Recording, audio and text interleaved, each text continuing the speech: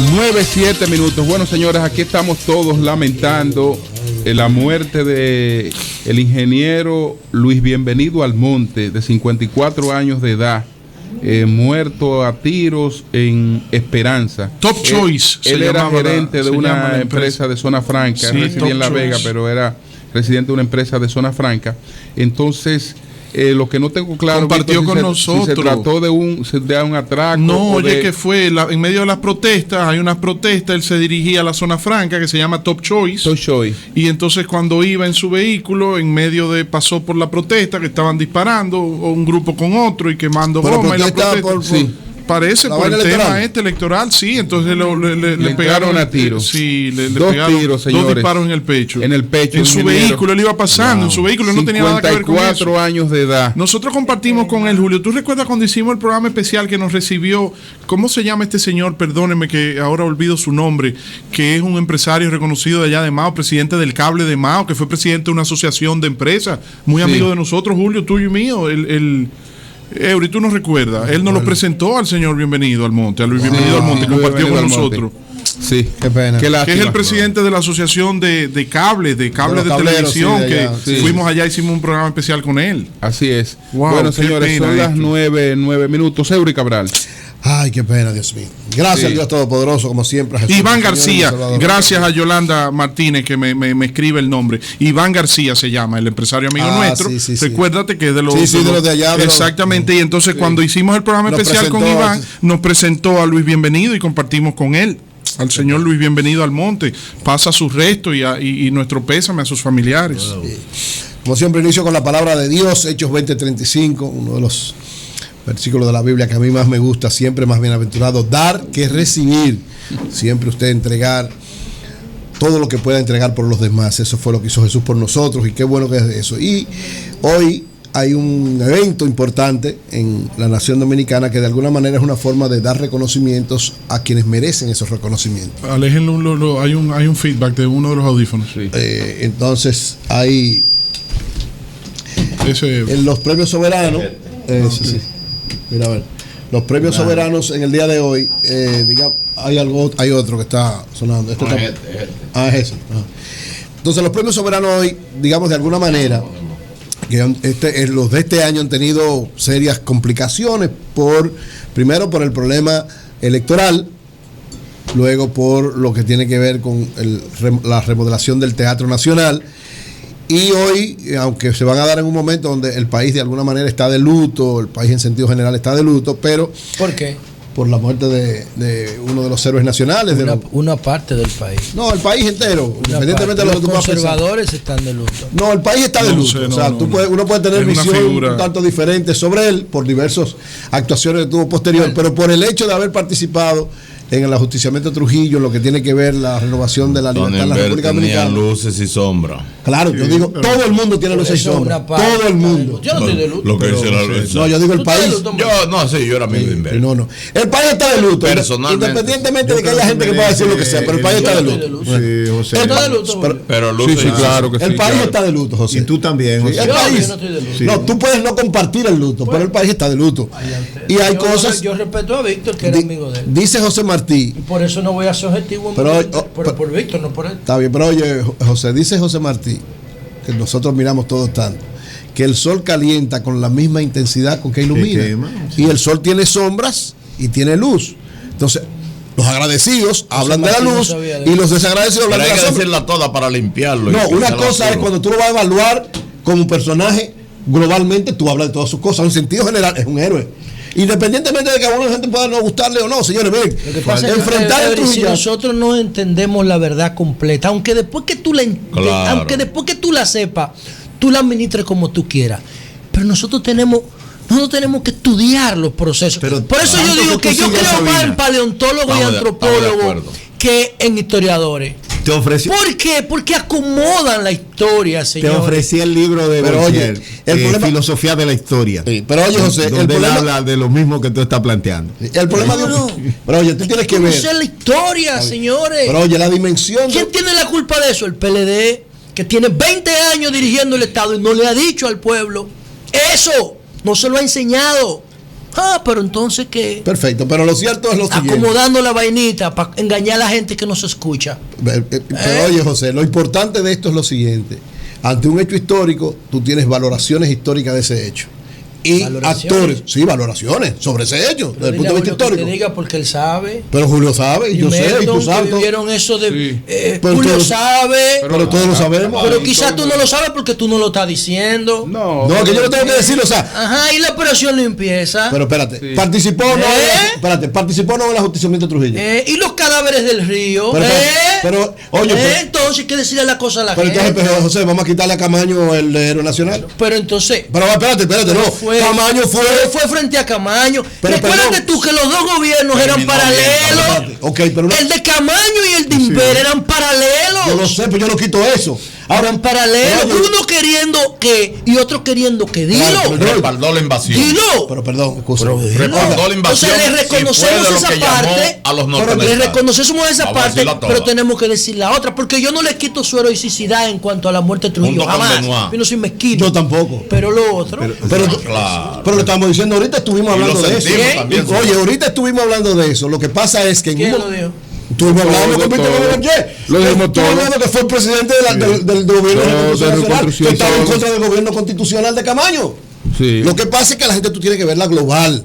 Entonces, y con Elías Wessing respaldó el bombardeo al Yo comparto todo. Yo comparto todo lo que ustedes dicen. Vamos a decir. Ahora hay que decirlo en la llaga. Pero no me quita eso. Dice Silvio, ¿hasta dónde debemos practicar las verdades? Sí, es bueno, es saludable el debate. Sí. Aunque no comparta los puntos de vista, es saludable el debate. No, es que ya la figura del general Inver Barrera trasciende lo que es una relación personal, sino es una figura de la historia. Pero fíjate que, Melton, lo siguiente. Sí. Tú dices que él apoyó o que estuvo de acuerdo con la invasión. Sin embargo, fíjate tú que el doctor Gómez Berger, a propósito, y te agradezco, Julio, esa observación, creo que es un buen aporte al debate, no firmó el acta institucional. No, porque él quería seguir siendo presidente. No, y no lo complacieron. No, porque fíjate tú. Él quería ser presidente títere de los gringos. No lo complacieron. Oye, en el fondo lo que quería era que quitaran a Camaño y que siguieran ellos dirigiendo provisionalmente. Eso es verdad. Por eso que no firmó el acta. Ahora, los norteamericanos, que él dice, perdón. Pero entra García Godoy. Y ellos mismos le dicen. Pero que después lo envenenaron. Pero tú mismo leíste el comunicado. Pero tú sabes lo que pasa. ¿Por qué yo dije eso? Mira por qué. El gobierno civil no estuvo de acuerdo con firmar el acta porque ellos querían seguir. Y los norteamericanos obligaron a los militares a que firmaran y dijeran que apoyaban al gobierno para que ellos no hicieran nada. O sea, en el fondo era, yo me quiero quedar con pero tú estás viendo ahora la historia más completa. Pero José, yo he escrito 50,000 cosas de eso. Lo que pasa es que ahora. Pero dilo. No, es un problema de momento.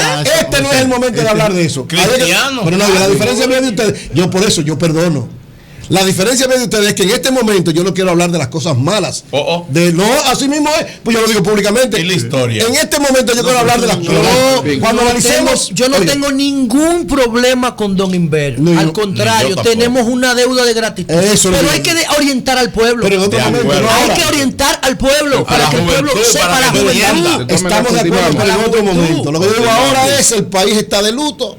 Vamos a recibir ese luto y qué bueno que él participó en eso. Lo otro lo evaluamos posteriormente.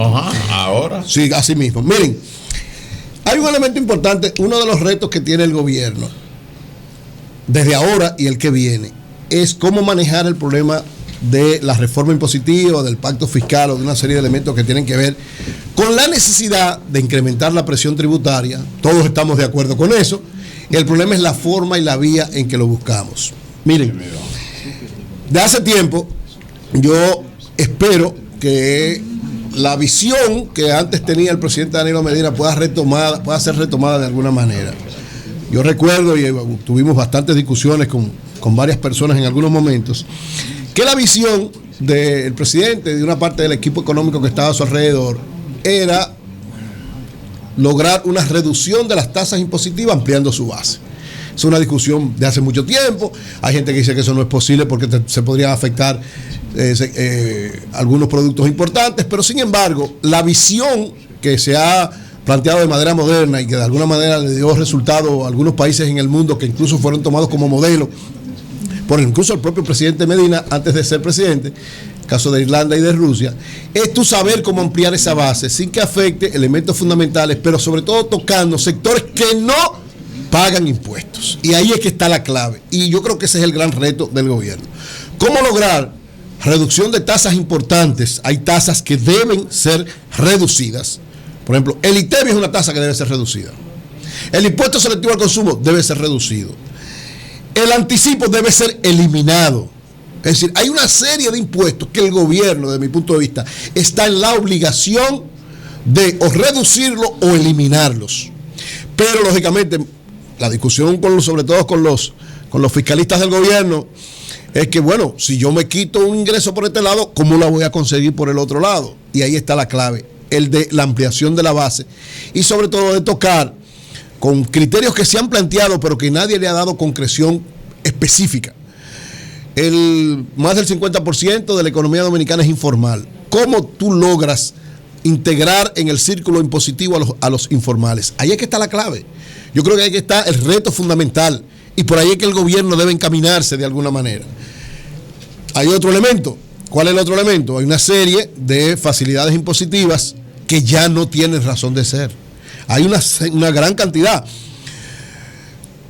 Uno de los que más llama la atención es una serie de facilidades que se le da para combustibles de importación y otra para una serie de regímenes especiales que ya han logrado desarrollarse esos sectores y que todavía tienen facilidades impositivas que era para cuando estaban iniciándose. Hablo de algunas que quedan de zona franca, algunas que quedan de otras áreas industriales. Entonces es ubicar, el gobierno tiene la obligación en esta discusión que va a tener, o incluso independientemente del pacto fiscal, porque hay cosas que no tienen que esperar el pacto fiscal. Varias cosas. Yo reitero, el presidente ha sido y el gobierno ha sido un facilitador y un auxilio para las pequeñas, medianas y microempresas. Sin embargo, mantiene el anticipo, que es un abuso. Es un abuso que ya no tiene ninguna razón de ser, que fue una medida provisional que se quedó definitiva y se queda definitiva. ¿Por qué? Porque es una forma fácil del gobierno conseguir recursos. Una forma fácil de conseguir recursos, pero afectando el desarrollo de la pequeña, mediana y microempresa, muchas de las cuales quiebran por esa situación.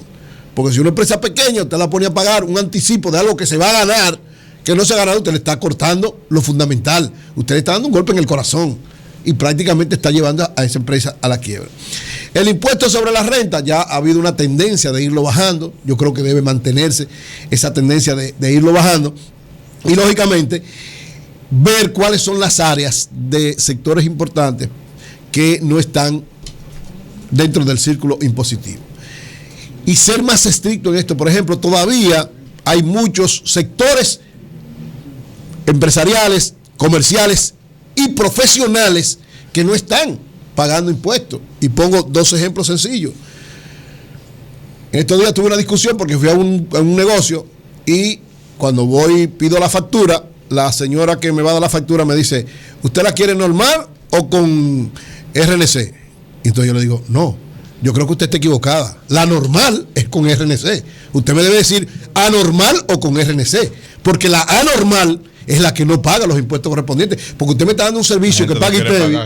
Usted me está dando un servicio. Tú no le puedes dar opciones a los contribuyentes. Claro, eso es lo que, a eso voy. No le puedes dar opciones. Tú tienes que definir la regla. Entonces, claro. Eso no se definió en la. No, pero eso es lo que digo. El gobierno falta definir eso. Por ejemplo, a nadie debe decir, ¿usted quiere factura con RNC o no? Pero no, hermano, usted me tiene que dar mi factura como usted la paga. No, porque tú la puedes querer como consumidor final. También lo que hay, la normal no es con RNC. Tal vez tú la malinterpretaste. No le puedes dar opciones al contribuyente. No, comprobante fiscal.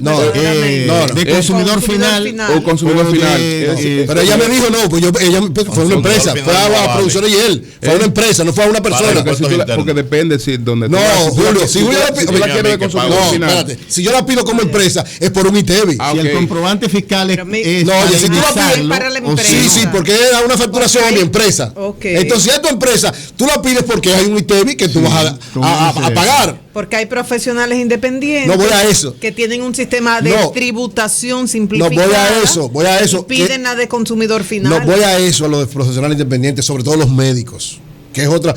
Una es esa. Todas todas las empresas tienen que dar con comprobante fiscal cuando se trata de empresas. Si tú me das un servicio como empresa, tú no me puedes pedir si yo la quiero sin ITEVI, porque no puede ser. Claro. Eso es un robo al Estado.